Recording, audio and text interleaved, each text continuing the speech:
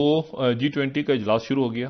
तुर्की में आए भूकंप के बाद पहली बार भारत आए तुर्की के विदेश मंत्री ने भावुक होते हुए हिंदुस्तान में कदम रखा तो ऑपरेशन दोस्त के तहत तुर्की को पहुंचाई गई मदद के लिए धन्यवाद बोले। जयशंकर और मेवलूद की इस मुलाकात के दौरान दिखी गर्मजोशी उसी का सबूत है। तो वहीं ये दोस्ती देखकर पाकिस्तान के सीने पर सांप लौट रहा होगा। वो what a day for India कि पूरी दुनिया का इस वक्त इन दिनों में इंडिया एक हब बन चुका है, सियासत का, जियो पॉलिटिक्स का, जियो इकोनॉमिक्स का।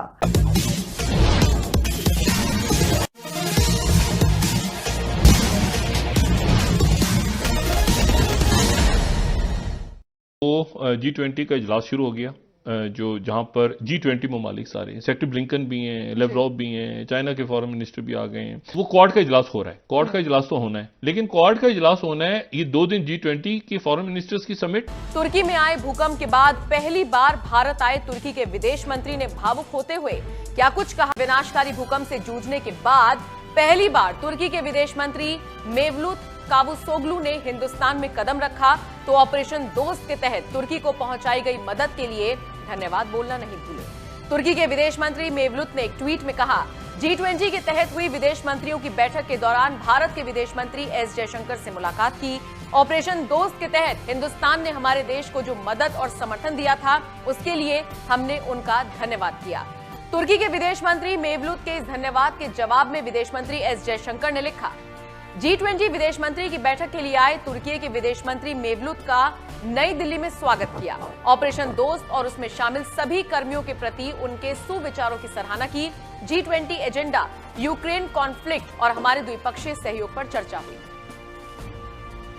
तुर्की के विदेश मंत्री को विदेश मंत्री एस जयशंकर के दिए गए इस जवाब में एक और बड़ी बात यह थी कि तुर्की के विदेश मंत्री ने जहां अपनी तुर्किश भाषा में ट्वीट किया तो वहीं दूसरी तरफ आमतौर पर अंग्रेजी में ट्वीट करने वाले विदेश मंत्री एस जयशंकर ने भी अपने हिंदुस्तान की भाषा यानी हिंदी में ही ट्वीट कर उन्हें जवाब दिया, जो बताता है कि एस जयशंकर किस मिजाज के विदेश मंत्री हैं।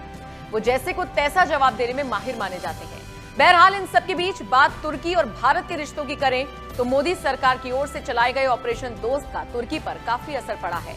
भारत के लिए उसका नरम रुख देखने को मिल रहा है। कश्मीर मसले पर पाकिस्तान का साथ देने वाले तुर्की के रुख में मोदी सरकार की ओर से चलाए गए ऑपरेशन दोस्त रणनीति के बाद कितना बड़ा बदलाव हुआ है। जयशंकर और मेवलूत की इस मुलाकात के दौरान दिखी गर्मजोशी उसी का सबूत है। यही वजह है कि भारत ने जैसे ही G20 बैठक के लिए तुर्की को न्योता भेजा, आपदा से जूझने के बावजूद तुर्की के विदेश मंत्री दौड़े दौड़े हिंदुस्तान चले आए, जो हिंदुस्तान और तुर्की के बीच मजबूत होते रिश्तों का सबूत है। तो वहीं ये दोस्ती देखकर पाकिस्तान के सीने पर सांप लौट रहा होगा, क्योंकि यही वह तुर्की है जो कभी कश्मीर के मुद्दे पर उसके साथ सुर में सुर मिलाता था और आज भारत के साथ खड़ा नजर आ रहा है। What a day for India. 1 and 2 मार्च, ये जो मार्च का ये वीक है, बल्कि अगला ये जो पूरा साल है इसको, लेकिन हम इस वक्त खासतौर पर बात करेंगे कि इस वक्त इंडिया एक हब बन चुका है इंटरनेशनल डिग्निटरीज के लिए, इंटरनेशनल लीडर्स के लिए, और 40 कंट्रीज के लीडर्स इंडिया में मौजूद हैं।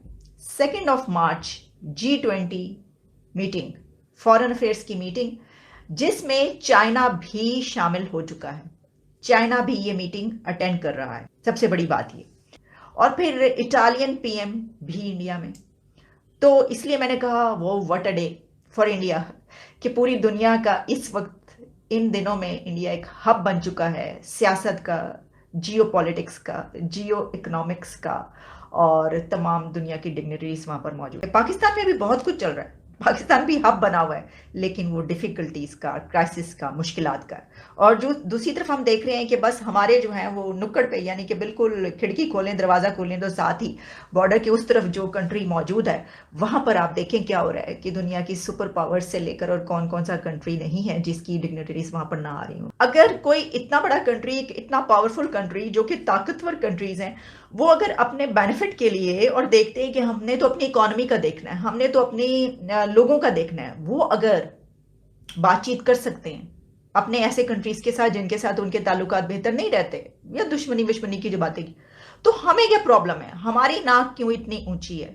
हमारी ईगो इतनी क्यों ज्यादा है कि हम कराची में दुबई के जरिए आएगा इंडिया का प्याज, लेकिन वो प्याज हम बॉर्डर खोल के यहाँ से नहीं मंगवा सकते। हम इतना पैसा खर्च करेंगे कि दुबई के जरिए कराची पे आ जाएगा, फिर वो दूसरे पूरे मुल्क में पहुंचेगा, फिर वो लाहौर पहुंचेगा, लेकिन हमारा लाहौर अमृतसर का बॉर्डर मौजूद है, हम इससे फायदा नहीं उठा रहे। तो ये सारे जो है ना, ये हमें ये बता रहे हैं कि इस वक्त हम देख रहे हैं कि हमारा हमसाया जियो पॉलिटिक्स, जियो इकोनॉमी और ऐसे बड़े बड़े प्रोजेक्ट्स जो हो रहे हैं मिलिट्री कि आप कह लें डिस्कशन या जो किसी भी एंगल को ले लें, और फिर साइंस एंड टेक्नोलॉजी और फिर इनोवेशंस, तो इस सब का हब बन चुका है। ये भी याद रखिएगा कि ऐसे बहुत सारे जो मेंबर कंट्रीज नहीं है, नॉन मेंबर कंट्रीज में बात कर रही हूं, वो भी शामिल हो रहे हैं। वो इसलिए शामिल हो रहे हैं कि वो एज ए ऑब्जर्वर शामिल हो रहे हैं, और हम क्यों नहीं है इसके अंदर एज ए ऑब्जर्वर। एक तो ये कि क्या इंडिया ने हमें बुलाया है? अच्छा, अगर इंडिया ने हमें नहीं बुलाया और हम कहेंगे कि देखो हमें नहीं बुलाया, तो इंडिया हमें फौरी तौर पर यह जवाब देगा, आपने तो एससीओ में आने से मना कर दिया, आपने तो इमदाद लेने से मना कर दिया, आपने तो हमारे खिलाफ जो है ये वाली बातें की आजकल, आप तो सिर्फ एक कश्मीर का इशू लेकर बैठे हुए हैं, उसी के ऊपर जो कैंपेन चला रहे हैं, और जिहादी अब नजर आ रहे हैं जो उनके खिलाफ जो है वो मुल्क के अंदर वो नारे लगाते हुए मिल रहे हैं, वो आगे से हमें ये कहेंगे। तो हमें देखें, इस वक्त ज़रूरत हमारी है।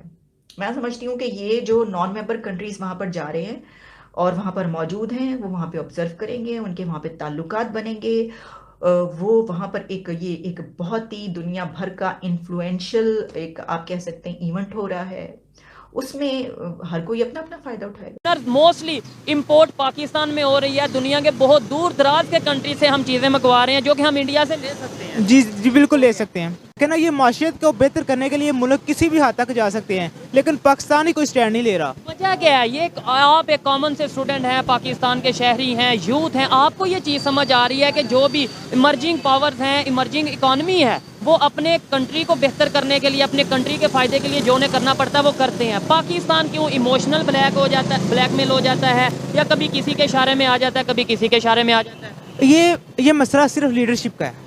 देखें ना, अगर आपकी लीडरशिप बेहतर होगी तो आप अपने मुल्क के लिए बेहतर से बेहतर स्टैंड ले सकते हैं। अगर आपकी लीडरशिप जो बुज़दिल और बेकार किस्म की होगी तो वो ऐसे ही होगा जैसे हमारे साथ खिलवाड़ हो रहा है। आपको लगता है हमारी लीडरशिप बुज़दिल है? बहुत ज़्यादा बुज़दिल है। कहा यह जाता है जैसी अवाम वैसे हुक्मरानी, इसका मतलब है फिर पाकिस्तान की पब्लिक भी बुज़दिल है?